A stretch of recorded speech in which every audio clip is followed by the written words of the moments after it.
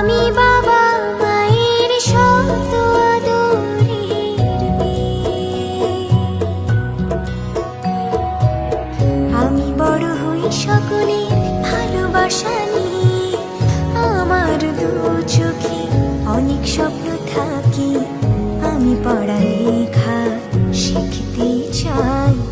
আমি বাবা মায়ের শত আদরের মেয়ে।